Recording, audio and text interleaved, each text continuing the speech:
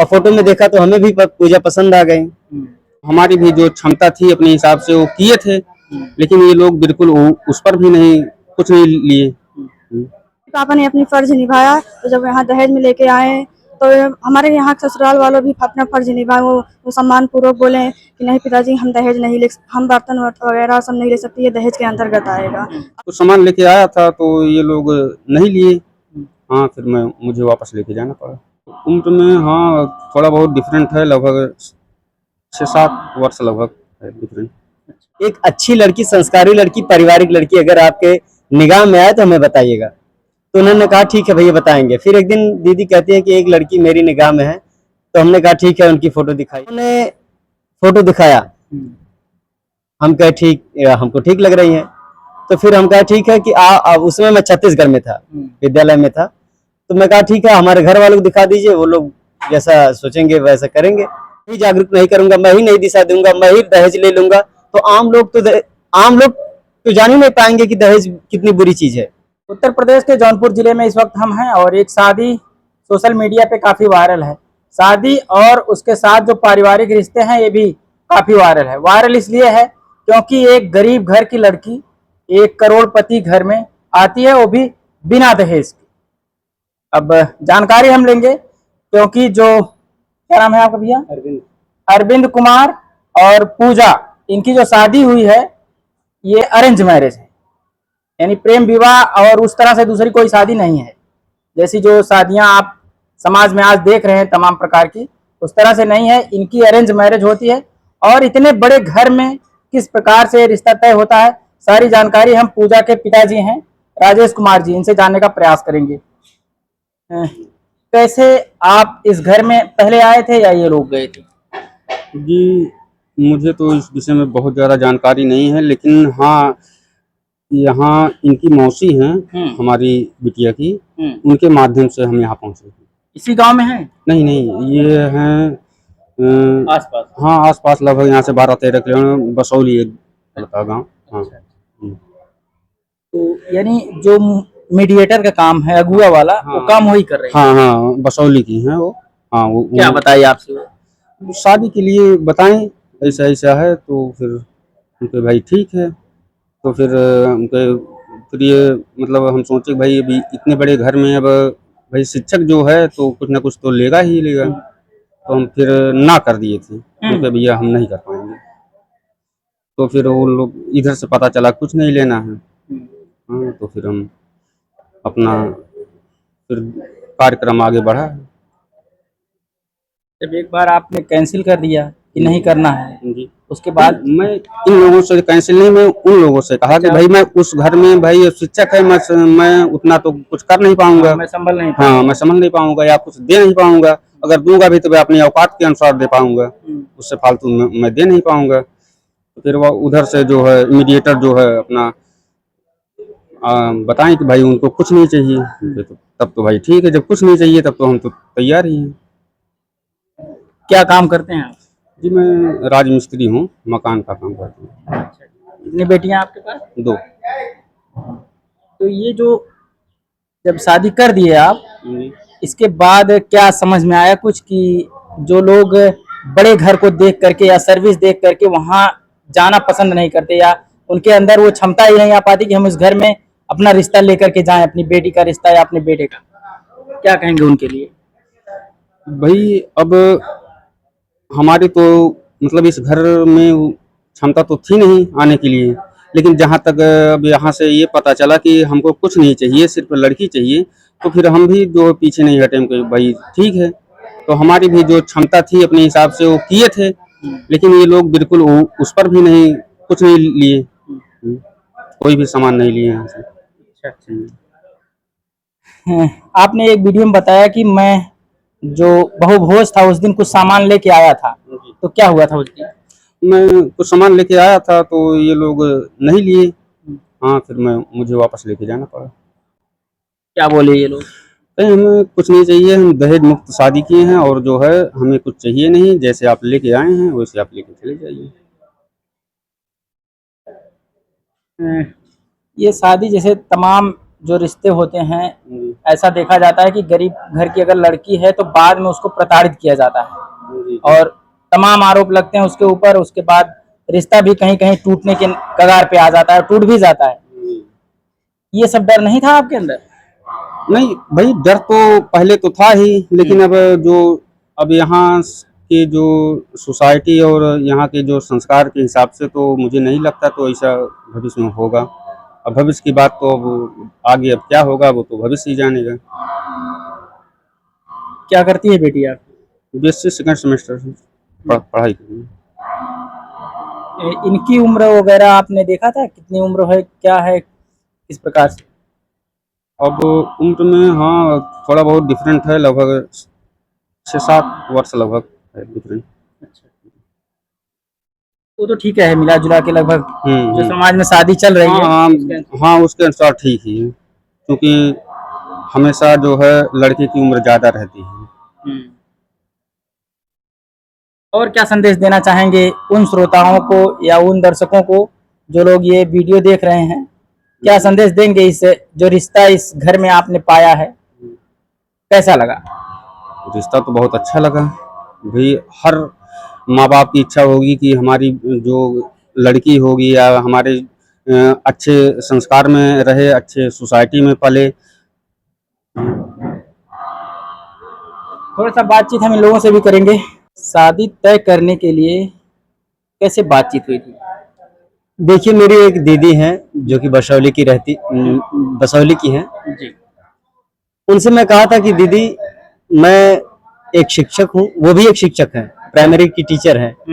मैं भी inter college का टीचर हूँ। तो मैंने दीदी से कहा कि दीदी, एक अच्छी सी लड़की अगर आपकी निगाह में हो तो हमें बताइएगा, क्योंकि मुझे एक अच्छी लड़की चाहिए। मुझे और कोई चीज़ दहेज वगैरह या कोई सामान उस तरीके की चीज़ें नहीं चाहिए। एक अच्छी लड़की, संस्कारी लड़की, पारिवारिक लड़की अगर आपके निगाह में आए तो हमें बताइएगा। तो उन्होंने कहा ठीक है भैया, बताएंगे। फिर एक दिन दीदी कहती है कि एक लड़की मेरी निगाह में है। तो हमने कहा ठीक है, उनकी फोटो दिखाइए। तो उन्होंने फोटो दिखाया। हम कहे ठीक, हमको ठीक लग रही है। तो फिर हम कहा ठीक है कि उसमें मैं छत्तीसगढ़ में था, विद्यालय में था। तो मैं कहा ठीक है, हमारे घर वालों को दिखा दीजिए, वो लोग जैसा सोचेंगे वैसा करेंगे। तो हमारे घर वालों को दिखाया गया तो हमारे घर वाले कहे ठीक है। फिर ये लोग एक दिन गए देखने जाते हैं। तीन लोग गए थे, 3 लोग पसंद आ गई। तो उसके बाद हमारे पास फोटो भेजते हैं, जो दिखवारी हुई थी उसकी फोटो भेजते हैं और बताते हैं कि हमें पसंद है। और फोटो में देखा तो हमें भी पूजा पसंद आ गई। हमने कहा ठीक है, हमको भी पसंद है। और फिर उसके बाद पापा जी आए हमारे घर और फिर धीरे धीरे ये कार्यक्रम आगे बढ़ा और फिर सब कुछ सही रहा और फिर हमारी शादी हो गई। यानी आपने ये केवल कहा था कि मुझे केवल लड़की चाहिए अच्छी सी, और कोई बातचीत नहीं थी उसमें? हाँ हाँ, मुझे केवल एक संस्कारी और पारिवारिक लड़की चाहिए थी और कोई चीज नहीं चाहिए थी, क्योंकि मैं एक शिक्षक हूँ और मैं अपने मेहनत से जो चीजें मैं सोचता हूँ कि जो चीज मैं अपनी मेहनत से कर सकता हूँ, मेरी क्षमता रहेगी तो मैं कर पाऊंगा। दूसरों को से लेके मैं क्या कर पाऊंगा, उसको कितना दिन मेरे साथ चलेगा। तो हालांकि मैं हमेशा से ही मेरे परिवार में और मेरी विचारधारा हमेशा से ही दहेज के खिलाफ रही है, सामाजिक कल्याण करने वाली भावना रही है। तो उसी तहत मैंने ये बिना दहेज की 1 रुपए के दहेज नहीं लिया, ना कोई बर्तन लिया, ना कोई सामान लिया, ना चैन अंगूठी, ना घोड़ा गाड़ी, कुछ नहीं लिया। एकदम केवल दुल्हन लेके आए हैं। जैसे मान लीजिए आपने कहा कि मैं केवल ये चाहता हूं कि जो दहेज मुक्त शादी हो, क्या परिवार के लोग इसका विरोध नहीं किया आपसे? कोई तो रहा होगा जो विरोध किया हो कुछ, कि ऐसे कैसे हो जाएगी शादी, नहीं नहीं नहीं, इतना खर्चा कहाँ से आएगा? नहीं, अभी तक मेरे 3 भाइयों की शादी हुई, उसमें भी दहेज का दा भी नहीं बोला गया। हाँ, दहेज के नाम भी नहीं आया उसमें। लेकिन उन 3 शादियों से हमारी शादी इस तरह डिफरेंस है, अंतर है कि उनमें जो उनके ससुराल वालों ने जो सामान दिए थे वो ले लिए थे। लेकिन हमारी शादी में कोई सामान नहीं लिया गया। हाँ, हमारे पापा जी दे रहे थे सामान और अंगूठी भी सगाई में मिली थी, हमने वापस कर दी। पापा जी सामान लेके भी बहुभोज के दिन आए थे, वो भी हमने ससम्मान वापस कर दिया। हमारी शादी में कोई सामान नहीं लिया गया, केवल पूजा हमारे साथ आई है। ये विचार क्यों आते हैं आपके मन में? ये विचार, मैं समाज में रहता हूँ, सामाजिक समस्याएं देखता हूँ, तमाम सोशल मीडिया के द्वारा पता चलता है कि बहन बेटियां जलाई जा रही हैं, प्रताड़ित की जा रही हैं दहेज के नाम से। तुम ये नहीं लाई, वो नहीं दिए, हमको गाड़ी चाहिए था, गाड़ी नहीं मिली, लोग नाराज हो जाते हैं, बारात लौट जाती है। तमाम तरीके से प्रताड़ना बहन बेटियां सहती हैं। माँ बाप भी बोझ के तले दब जाते हैं। जब से शादी फिक्स होती है तब से बाप तमाम तरीके, AC, fridge, cooler, bed, sofa और बहुत सारी चीजों का व्यवस्था करने में जुट जाता है। किसी के पास इतना पैसा नहीं रहता है कि इतना बड़ा खर्चा एक ही बार में वहन कर ले, तो उसको कर्ज लेने पड़ते हैं रिश्तेदारों से या बैंक से या कहीं और से भी, किसी तरह काम चलाता है बेचारा। तो ये समस्याएं मैं देखा हूं। मैं उस बाप को और उस बहन बेटियों को प्रताड़ित या बाप को परेशान होते हुए देखा हूं। तो ये जो सामाजिक बुराइयां हैं, कल हम भी माँ बाप होंगे, हमारी भी बहन बेटियां होंगी। अगर ये समाज में ऐसा होता रहेगा तो हमारी भी बहन बेटियां प्रताड़ित होती रहेंगी और हम भी कहीं न कहीं थोड़ा सा परेशान होंगे दहेज की वजह से। तो ये बुराई को खत्म करने के लिए, और जैसे कि मैं पेशे से शिक्षक हूँ तो मेरा काम ही है लोगों को जागरूक करना, समाज को नई दिशा देना। अगर मैं ही जागरूक नहीं करूंगा, मैं ही नई दिशा दूंगा, मैं ही दहेज ले लूंगा, तो आम लोग तो जान ही नहीं पाएंगे कि दहेज कितनी बुरी चीज है। तो मैं ये शादी बिना दहेज के करके ये बताना चाहता हूँ कि दहेज जैसी कुप्रथा बहुत बुरी चीज है। इसके चपेट में हर माँ बाप, हर भाई बहन, हर लोग आ जाएंगे एक दिन। ये इसको खत्म होना चाहिए और पूरी तरीके से खत्म होना चाहिए। ना तो दहेज लीजिए ना दहेज दीजिए। जी। और जो बाहरी आडंबर होते हैं, कुछ जो लोग अपने बारात को ले जाते समय तैयार करते हैं कि हाँ हमारा बारात जा रहा है, इसमें बहुत वीआईपी व्यवस्था होनी जी, चाहिए। जी, जी। तो क्या उन सब पर भी आपने ध्यान दिया था कि बस दहेज? बिल्कुल, मैंने उस पर भी ध्यान दिया था। मैं नहीं चाहता था कि मेरी बारात इस तरीके से जाए कि वहां के लोगों को लगे कि अरे ये कहाँ वो कहाँ। मेरे पापा के अंदर या मेरे वहां ससुराल वालों को किसी के अंदर ये भावना ही ना आए, इसलिए मैं नॉर्मल तरीके से गया था। और शुरू में मैं तो डीजे और रथ भी नहीं किया था। लास्ट में मैं पापा से कहा कि पापा जी एक रथ कर लीजिए। हाँ, तो पापा से कहा, तो चूंकि यहाँ से काफी दूर है, अकबरपुर के पास में है, तो मैं पापा से बात करके फिर वहीं से मैं रथ करवाया लास्ट में, अंतिम दिन। नहीं तो शुरू में मैं कहा डीजे भी नहीं जाएगा, रथ भी नहीं जाएगा, कोई भी ऐसी चीजें नहीं आएंगी, मैं नॉर्मल तरीके से शादी करूंगा। लेकिन फिर लास्ट में हमने ये थोड़ा डीजे और रथ बढ़ा लिया। हम बाकी एकदम नॉर्मल तरीके से गए थे। और हमारी पूरी बारात 60 लोग थे। हाँ, गिन चुन के हमारे रिश्तेदार, हमारे गांव के 4-5 लोग गए थे और हमारे रिश्तेदार थे।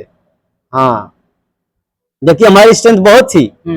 हाँ, हमारा घर राजनीतिक है और शैक्षिक घर है यहाँ, और घर में प्रधानी भी है।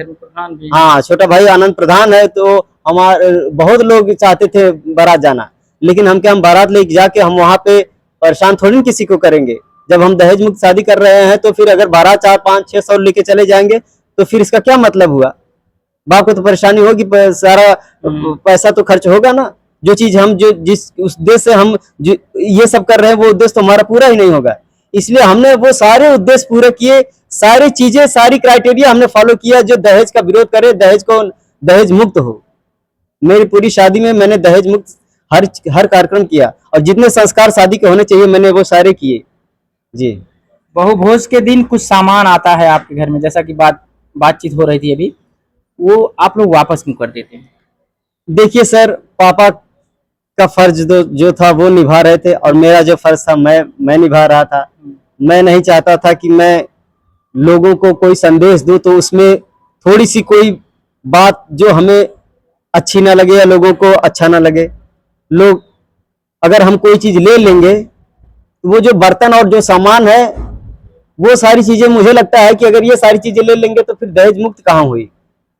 तो मैं वो सारी चीजें पापा को बताया कि पापा ये हम नहीं ले सकते। तो पापा भी समझदार हैं, पढ़े लिखे हैं, बीकॉम किए हैं हमारे ससुर जी ने, और मम्मी हमारी 10th पास है। तो पूरा परिवार वो शैक्षिक है और पाखंड विरोधी भी है। तो पापा जी तुरंत समझ गए, तुरंत मान गए।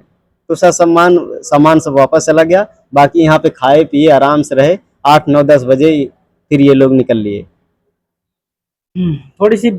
थोड़ी सी जानकारी हम पूजा जी से लेंगे कि जब ये सामान सब इधर से वापस किया जाता है और जब खरीदा जाता है तो इनको क्या लग रहा था उस वक्त? क्या ये अपने परिवार की तरफ से या अपने पिताजी की तरफ से क्या कुछ कहना चाहेंगी? पूजा जी, जब सामान यहाँ से वापस किया गया और जब पिताजी ने खरीदा होगा तो वो तो कुछ बातचीत किए होंगे आपसे, आपने भी शायद इनसे बताया रहा होगा। सर जैसे जब पापा ने सामान खरीदा तो मतलब बोल रहे थे कि हम ये सामान लेके आएंगे, तो हम बोले कि पापा मतलब ये सब लोग दहेज के खिलाफ है, दहेज नहीं लेंगे। फिर भी पापा ने अपनी फर्ज निभाया, तो जब यहाँ दहेज में लेके आए तो हमारे यहाँ ससुराल वालों भी अपना फर्ज निभाए, वो सम्मान पूर्वक बोले कि नहीं पिताजी हम दहेज नहीं ले, हम बर्तन वर्तन वगैरह सब नहीं ले सकते, ये दहेज के अंतर्गत आएगा, आप इसे लेके वापस चले जाए। इनके साथ रहना और एक प्रकार से आप सामान्य परिवार से आई हैं, एक गरीब परिवार से आई हैं इस घर में, तो कैसा लगा? कुछ दिन तो हो गए लगभग यहाँ घर पे आए। हाँ सर, यहाँ पे आए 10-15 दिन हो गया और बहुत अच्छा लगा। फैमिली बहुत अच्छी है, बहुत इज्जत सम्मान करते हैं, सभी लोग बहुत अच्छे हैं। देखिए, हमने बातचीत किया क्योंकि अभी जो अरविंद जी के ससुर आए हुए थे और बात किया हमने। अब जो नई अपडेट होगी, जो नए नए वीडियो और भी बनेंगे परिवार के साथ, उसको भी हम आपको दिखाने का प्रयास करेंगे। आप लोग कमेंट करिएगा। धन्यवाद।